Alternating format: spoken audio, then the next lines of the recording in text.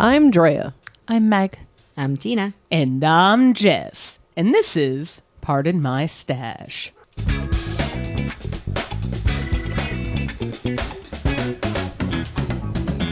Welcome to Pardon My Stash, a podcast about knitting, the fiber arts, and how awesome it is. Yeah.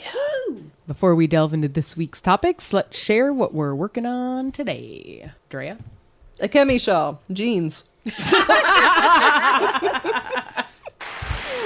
You did it. I did it! Okay, but real talk, I finished the desk. It's like finally cured. We have not brought it upstairs yet because there have been things happening in the last week. It just gives it more time to, smell nice. Well, that polyurethane and stain smell has finally dissipated, so I'm pretty stoked. But since I have finished with the desk, I have picked up my knitting again. I feel great about it. I am like jamming away on this thing. I'm pretty stoked. Back in the groove. Yeah. Yay. I clearly needed to get the hyperfixation out of my system so that I can... Sometimes you gotta. Yeah, so I could come back to my first love. Knitting. Jeans. Jeans. Meg. I'm still working on Calliope by Melissa Clulo, and I am very close to splitting for the sleeves. Yeah. And I really hate how when right before you split for the sleeves, you're like, this sweater looks huge. This is never going to fit me. I know. I hate that feeling. And I'm looking at it and I'm like, I'm going to have to rip this whole thing out. There's no way it's going to fit. And forgetting that, the sleeves are going to take off a ton of it. It's so good though. Your stitch work is really good. Oh, thanks. So neat. I'm enjoying it a lot. And I'm knitting it out of Critical Hit Dye's Wizard in Etherealness, and also our new yarn Mystic, which is a mohair silk, also in Etherealness. Tina. Well, I have exciting news to share. What do you got? I finally picked something to do for the goddamn make-along. Applause for myself. You didn't tell me that. I'm excited. What are you doing? I literally picked it right before I got into the car to drop my kids off so I could come record. It is called Tea in the Tropics, and it is by Emma Davies. And I'm going to show you a picture. I want to see it. It is a pineapple. Oh my god! But it is a really nice pineapple. That is such a nice pineapple. That is really cute.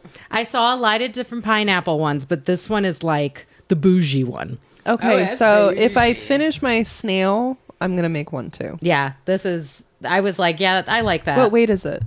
It is DK. Or no, lies. I lie. Oh, no, it is DK. I'm so confused. It says yarn weight is Aran, but then the suggested yarn is a DK. So it's DK. Probably could do either, Probably in depending on between. the size of the teapot. I guess I'll have to do a gauge swatch. Maybe you will, but I won't.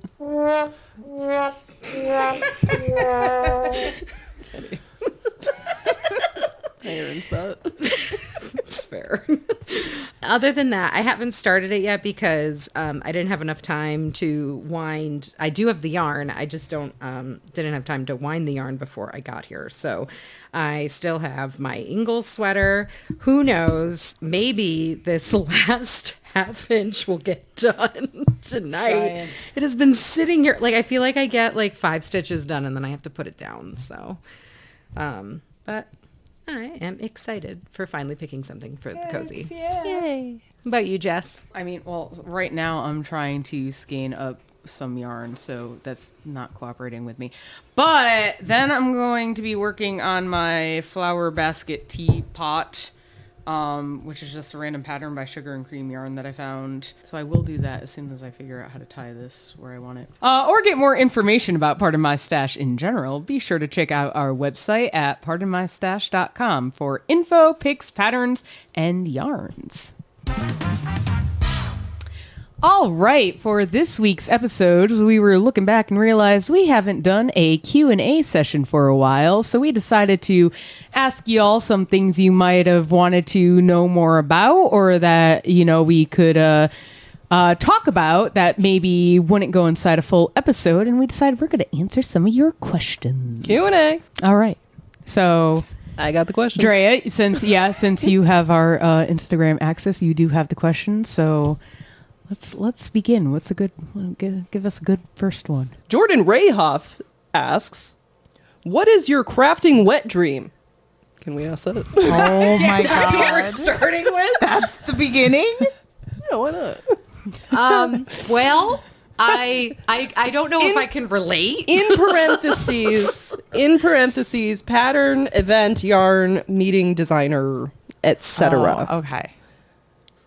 What are you really excited for in the yarn world is what I'm going to take that as. But I wanted to read the full question because it made me giggle. I think it made the table giggle. Thank you, Jordan Rayhoff. Actually, I could say one, and I think everybody at this table would agree with what I'm about to say, is if like a huge festival, like something like a Rhinebeck or a New England Fiber Fest, asked Pardon My Stash to be there. Like, I think that would be really cool. I would be like, whoa. I feel like that's one of our dreams right now. Yeah. That would be pretty balls. That we're cool enough To be wanted. to be asked to be somewhere. Like, I think that would be really awesome. I think it would really say something for all the work that we put into this podcast. I think it would be really cool to meet Cookie A. She makes all these awesome, like, She comes to Rhinebeck, sock doesn't patterns. I have no idea. she? I could have sworn. But I do love Cookie A's patterns, and I think it would be amazing to meet her. I also think that I want to meet... I also think it would be cool to meet Crystal Nyberg, who designed the Sunday swing socks. You would. Crystal, if you're out there, you have a number one fan. I am the number one fan. I really wish we had that. a tally of how many pairs you've made. Like, I really wish that we knew. had I a wish tally you'd for counted how them. many times I have mentioned Sunday Swing on this podcast. I mean, we could get that. That's something we could do. I don't know if we could actually come up with the full number of how many Sunday swings you've done. probably not, because I've gifted pretty much all You've of gifted them. a lot of them. Exactly. Don't tempt me with a good time. I will make a mix-up of you saying Sunday swing socks. I know you will. Sunday swing. Yeah, I will make it into a song. I will totally make that into a song every time you've said that. Oh, I'm excited. Yes. I'll start saying it in a fun way for you. Get different tempos. Sunday Swing socks. Oh my god. There's the chorus. Oh, that's funny. This Jeff says, how/why do y'all choose a pattern? It needs to speak to me I agree. for weeks. I don't agree. It's a process. It is a process. I need to keep coming back to it and deciding if I have the same or similar drive to do it after looking at it a few times. Yeah, I will. I'll put something. I'll agree with that. I'll put something into my queue, and I will return to it most likely 6 to 8 months later because I'll forget about it, and then I'll look at it and go, "Oh, I still like that." And then Yep. I know. It's the See, one. I feel like I'm the complete opposite, because I put a whole bunch of stuff in my queue or in my saved patterns. Sometimes I'll even buy a pattern, and then I will let it sit, and then I'll come back to it, and I'll be like, nope, you're not the one. Yep. You're not the one. I don't know why I liked you, but you're not it. The feeling is over. So I think a lot of my patterns I choose spontaneously. That makes sense with you. That tracks. Yeah. Because if I spend too much time looking for the perfect pattern, I'm not going to find the perfect pattern. So I will find something that looks fun, usually something that's going to keep my attention, usually something with cables. And then I just go from there. Skein it up, cast it on. I'm going to make that a shirt. It sounded like you said "skin it up," and I got really Yikes. grossed out. Anyway, And I was going to make that a shirt. Well, you could have a little skein winder. yeah. Yeah. Make sure you put yarn, because then people like me won't be freaked out. Skein it up. Thank you. They gotta be wearing a cowboy hat while riding a sheep. I'll put the skein on a sheep. It sounds gonna like a do it. rodeo. Skein it up and pass it on. Round 'em up, rodeo. It's rounding up a needle, and it's like running away. Oh my god. Meg, how do you choose a pattern? I go in the reverse order. I pick the yarn first. Very good. I decide what I want to work with. If there's something in my stash that's really nagging at me, something I want to cast on. That's how I started. I got this sweater. I really knew I wanted to work with these two yarns. So I started by going through my favorites and seeing if there was anything in there that fit the bill and narrow it down that way. I usually start with the yarn, not with the pattern. Sometimes it's the other way around, but usually I do start with the yarn. That is fair. I'm like 50-50. I think sometimes I do that where I have yarn that I want to either get out of my stash or just like use. You just want to use it. And then there will be times, it's usually that I see someone posting like a new pattern that they've put out, or I don't usually go like sifting through like a Ravelry or an Etsy and then like randomly find myself upon it. It's usually that someone's advertising that like, hey, I made this pattern and check it out. And then in the past, I used to pick stuff based on like, I would be like, what can I make that looks really complicated that isn't actually that complicated? Now I feel like I feel like that's what this ankle sweater the color, like for me, it's like the color work was really interesting, and now I'm just in Stocknet land, and I'm like, I can't. But I feel like now I'm like, I look at things and I want something that's a little bit more intriguing. I feel like I'm falling down the Jess hole at this point. I'm like, yeah, I starting think to go that way. Mind space plays a lot into that too, because it's like, am I feeling like something that I actually have to sit and look at a chart and pay attention to, or you know what, am I just feeling like mindless stockinette for hours and hours while I watch TV? I'd say that plays a big part of it too. What is the goal? Like, what do you want to be doing most of the time while you're doing this project? Is it your on-the-go project, so you can just kind of tuck it in your bag? So maybe don't make that a blanket. Right, yeah. but if you're also sitting on the couch and you're watching a really good show, maybe you don't want to be making a colorwork sweater. Yeah, because sometimes I'll want to work on one of my machines, and obviously I have to be standing for that, and it's really difficult to kind of like watch anything when I'm doing that. Yeah, right. So I have to be in a certain mood for that, and then honestly, what I end up making are like scrunchies or like headbands or like something small and easy that I can like turn into an on-the-go project. But in terms of like, I find that if I'm picking a pattern, it's ending up something that I do want to look at. It's not my easy project. Because at this point, if I'm doing a hat or something, I'm not really looking, unless it's somebody else's hat that I really like. If I'm just going to do a Stocknet hat, I'm like, no, I got this. I think I got this. Could knit that one with your eyes closed. Yeah. At this point, I've done a lot of hats at this point. Yes. Sometimes I just start with an idea and then I have to find all the pieces to make it happen. No, but see, that's the most hilarious thing, because she'll just be like, hang on. Had a tickle. We totally won't be talking about anything related to knitting, and then all of a sudden she'll be like, okay, so hear me out. And I know it's going to be good. And it will be something like so wild, and a color combination that doesn't make sense, or like a sweater that I've like never envisioned, or like the one you're trying to bribe me about, like with your mom. Oh, yeah. Where she was like, okay, hear me out. And she gave me this look, and she wants me to dye some yarn that I hate dyeing. Absolute colorway I hate dyeing. And she's like, but I want to use it for this. And it would look so pretty. So that's usually how our conversations go. Yeah, and I'll be thinking about them for a while, and then suddenly when the pieces click, I'm like, oh, it just blurts out. I'm sorry, because I know sometimes we're in the grocery store, and she's like, okay, so. No, it's true. It's like, okay, it's go time. It's really shouldn't be go time, but that's what my brain tells me.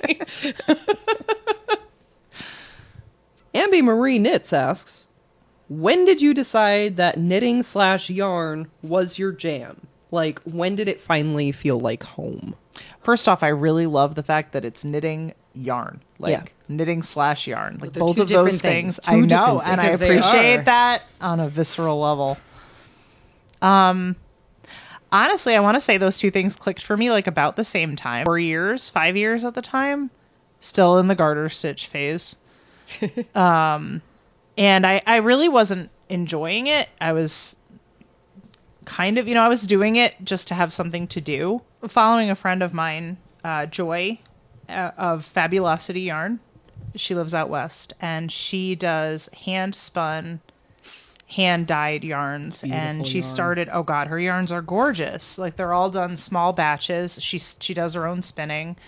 Sometimes she does dyeing. She does a lot of natural dyeing, or at least she used to. And her yarns were gorgeous, and they were small batch, so you couldn't do like a whole sweater or anything, but I was definitely not in a sweater stage at that point. And I don't know what it was. I was looking at her yarns and it's just something clicked, and I'm like, I want to make stuff with that yarn. Like I'd at that point I'd been buying mostly like big box yarn or borrowing yarn from like what was my grandma's old stash. And my grandmother knit like exclusively with, I think her favorite was Red Heart. But I saw these gorgeous like hand spun yarns, and I had never considered, like I'd never gone to a local yarn store. I don't think I even knew yarn stores existed, like outside of like big box stores. But they were just so beautiful. And it was like I fell in love with the yarn, and I fell in love with the idea of knitting that yarn. And I bought 2 skeins from her to make a garter stitch scarf with them, and they were just so nice. Like the feel of them was so nice, and they knit up so beautifully. They were like this gorgeous variegated like turquoise and tan to deep navy, like just gorgeous yarns. And I think it kind of like made me realize that it wasn't even just about the finished product, like it was about the process. I was really enjoying the process. I was enjoying buying yarn from somebody that I really liked as a person. I was supporting an artist, and I was really enjoying the actual like experience of knitting with the yarn. I agree with it being on board with the process. And for all that I was knitting before I actually did it, I want to say that I knew that knitting was my jam, like forever after I turned my first heel. Oh, that's a moment. Yeah. I remember that too. I remember when you turned your first heel, because I was like, I can't do that. And you're like, no, you totally can. It's not hard. You can do it. It wasn't hard. But it looks so hard. It's looks so hard. Daunting. Yeah. All and those it looks steps. intimidating, but I think that going through the process of seeing how it's done and doing it with my own hands and knowing that it was something that I could not only learn but do and do well, I was like, oh, well, this is for me. I am good at this. I will continue to do this. I like it. Oh, nothing. I was just going to say I could crochet dragons. Very good. Fair. That was the moment. That was the Dragon moment. manes. Dragons. I still have that one for Katarina. Yeah. It's so cute. I put that dragon next to my mother-in-law's. She has these like brand of bears that are very like nostalgic and old, and like I'm like, no, that these don't get touched. It's like those are spread. Those get passed down. Yeah. I feel like I operated for a long time like blind. Like I thought I knew what I was doing, and I didn't. That's everybody. You know what I mean? Yeah. I was looking, like, I remember, like, I would make a project and it would be totally off, but I was like, it's done.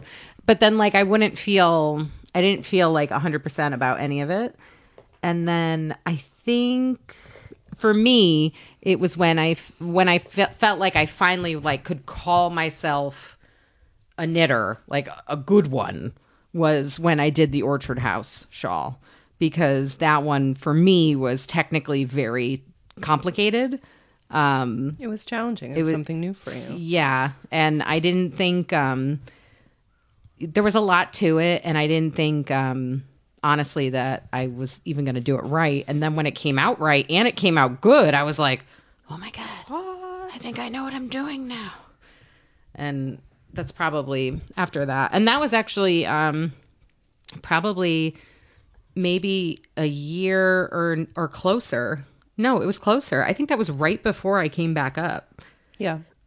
Because at that point, it was interesting because I had done in North Carolina, I was like a part of different groups and stuff, and I was working on stuff, but it was just, I didn't feel like I was making something that was really good, like worthwhile, because there were people, they have in the Raleigh area, shout out to Raleigh, there are amazing fiber artists of all different kinds. There's just people down there that can do amazing things, and I would see the stuff that they were making, and I was like, wow, I don't even know how to do that. That's crazy, Moo. And then like, now I look back on that and I go like, wait, I know exactly how they did that. And like, I could, if I wanted to do that, I could do that now. Like, I feel comfortable with it. Yeah. And I think maybe it's that feeling of, I think I can do any stitch as long as I can like see it once. Yeah. You know, that feeling. See it, practice it. Yeah. I feel like at that point, like when you get to the point where you're like, there's no like hill that you can't conquer. Give it enough time, you could do it. It's just a matter of like understanding the new technique or something, which is cool. That's actually really good advice for Shakes Without Coffee, who gave us a question saying knitting struggles and learning new things or techniques, because she's trying brioche now and she's having a tough time with it. Brioche is like a completely different muscle memory. Yeah. It is knitting, but it's different. You have this whole extra step that you need to do in between your knitting, and it feels weird. You feel like you're making a mistake. Yes.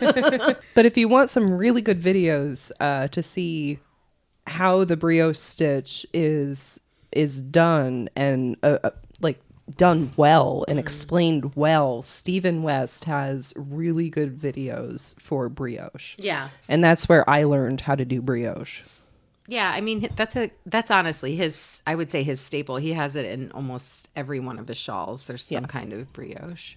He does use it pretty often. Just keep looking at it and you will get it. It's just you gotta train Osmosis. No, that is true though. That is true. Like once you see what it's doing, I find that it's a lot easier to implement it.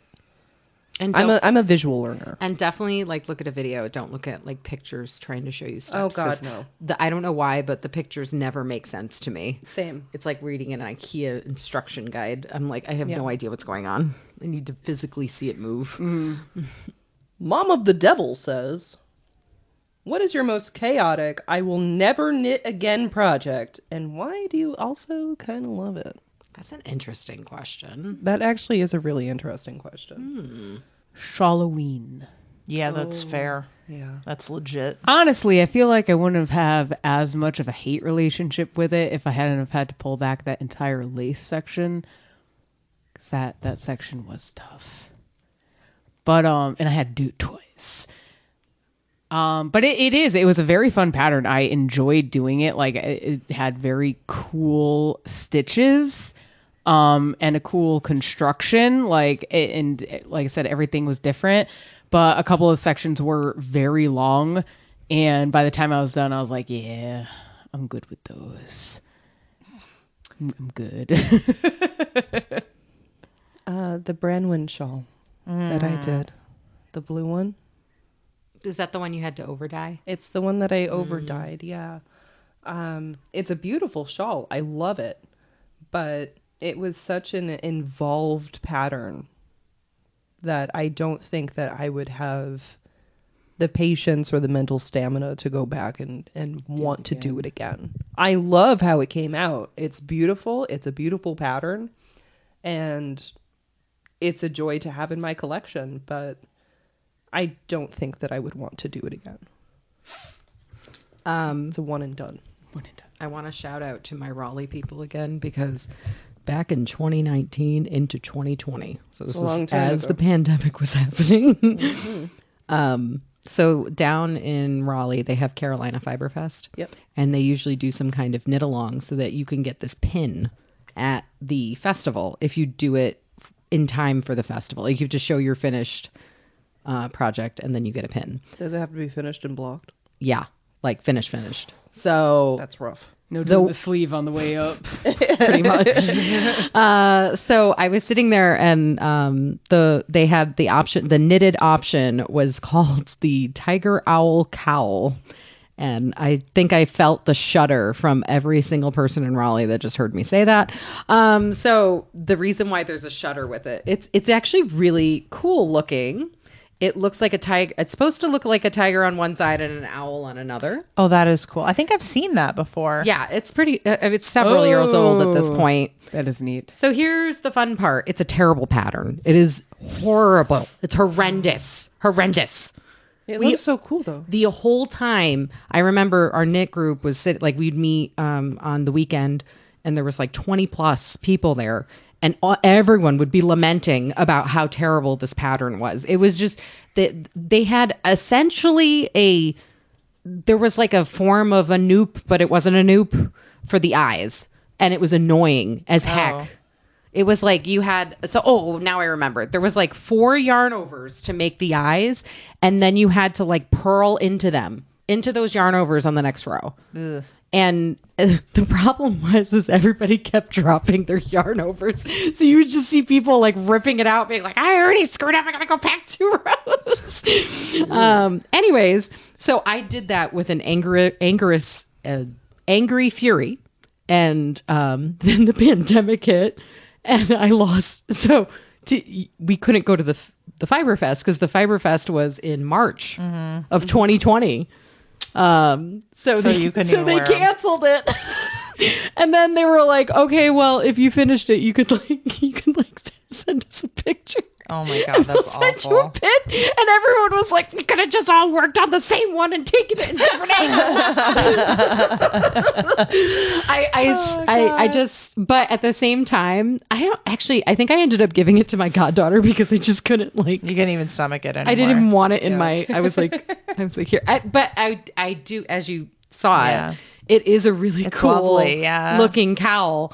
But like, it was just every time I looked at it, I just remember sitting there like in my house quarantining from the pandemic and just angrily like texting back all of my friends in a group chat like, this stupid cowl thing. And that's all the time we have for this week. For additional content and opportunities to connect with the cast, be sure to check out our website at pardonmystash.com. And remember to tune in next week for more tips, knits, and wits at Pardon My Stash.